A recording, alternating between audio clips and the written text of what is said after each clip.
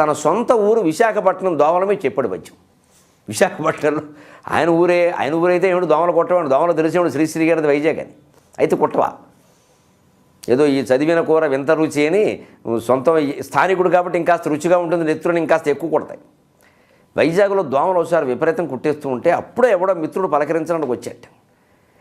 సత్తులమా 50 దోమలతో ఇప్పుడు ఏమిటండి మీరు దోమలు అంటారు, దోమల గురించి కూడా ఒకటి చెప్పడారట. వెంటనే తెగ కుట్టి వదిలిపెట్టినవి అగణిత వైజాగు దోమలు అశ్వత్థామల్. ఎంత అద్భుతమైన పద్యం చెప్పాడు చూడండి.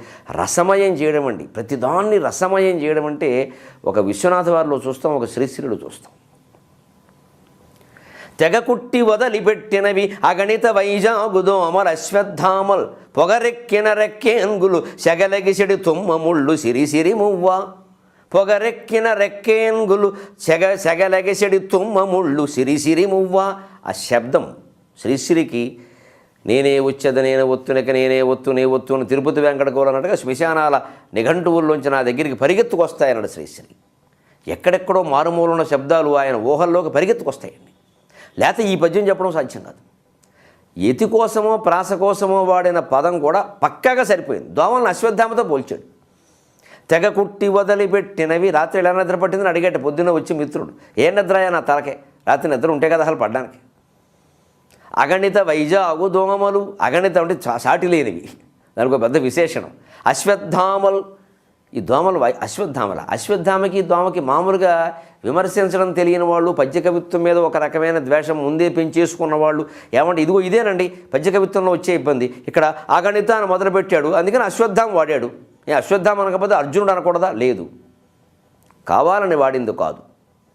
కవికి ఉండే సహజ ప్రతిభ కారణంగా పదాలు, అర్థవంతమైన పదాలు, సార్థకమైన పదాలు వచ్చి పడతాయి. అర్భకులకు అర్థమయ్యే విషయం కాదు ఇది.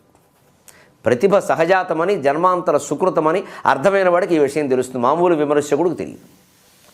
స్కేళ్ళు పెట్టి కొలవకూడదు కవిత్వాన్ని, హృదయం పెట్టి కొలవాలి. అశ్వత్థామ పాత్రను మీరు భారతంలో గమనించండి. ఒక పిచ్చి తత్వంగా ప్రవర్తిస్తాడు, చెలరేగిపోతాడు. కర్ణుడి మీద అలాగే చెలరేగిపోవడం అనవసరంగా. కర్ణుడిని అసలు లేవనివ్వడం. ఇంకెవరికి కర్ణుడి మీద కోపం లేదా, ద్వేషం లేదా, అంతరెచ్చిపోవాలా? అసలు యుద్ధంలో కూడా విచిత్రమైన పద్ధతి. అంత యుద్ధం అయిపోయింది, చివర 18 రోజులు యుద్ధం అయిపోయింది. ఇక దుర్యోధనుడు చనిపోయాడు, సరోవర తీరంలో పడిపోయి ఉన్నాడు. అందరూ నిద్రపోతున్నారు పాండవ శిబిరంలో.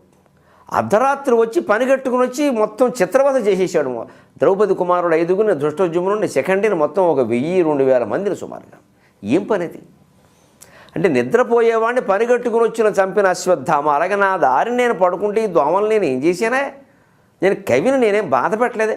కనీసం మున్సిపాలిటీ వాడిని ఎవరన్నా కుట్టినా సంతోషించేవాడు. ఎందుకంటే మున్సిపాలిటీ వాడు దోమలు చంపుతారు.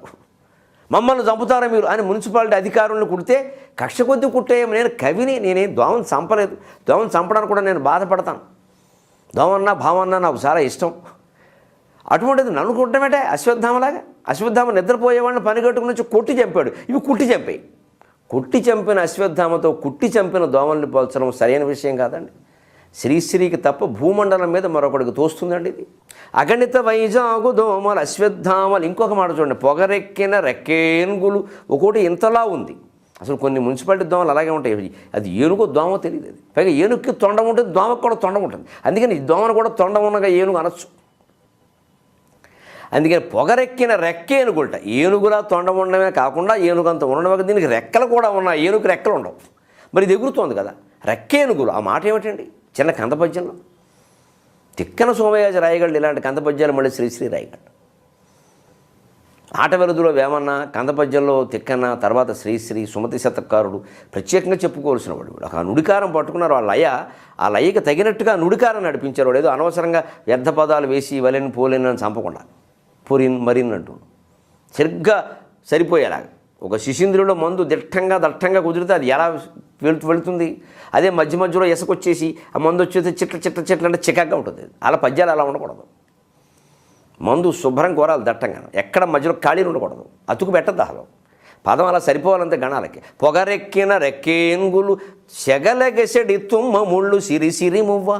తుమ్మ ముళ్ళు, ముళ్ళల్లో కూడా మీకు ఈత ముళ్ళు పొడుగ్గా ఉంటుంది, కానీ గుచ్చుకుంటే మంట తక్కువ.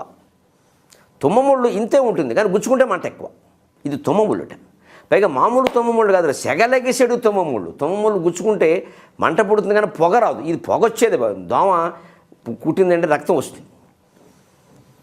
తుమ్మముళ్ళు దిగితే రక్తం వస్తుందని వెంటనే చెప్పలేం, బాగా గుచ్చుకుంటుంది. అందుకని సెగ బాగా వేడి ఆవిర్లు కక్కేటువంటి తుమ్మముళ్ళ ఉన్నాయి. తుమ్మముళ్ళు ఆవిర్లు కక్కవు, ఈ దోమ కుట్టు ఆవిరికి కక్కవు, ఆవిరికి కక్కే తుమ్మముళ్ళ ఉన్నాయి అని ఎంత అద్భుతమైన మాట ఉండేది. విచిత్రంగా దోమలు కుట్టినప్పుడు కనీసం బాధపడితే పడ్డాం కానీ ప్రభుత్వం వారు కరెంటు కూడా ఉండనివ్వట్లేదు కదా.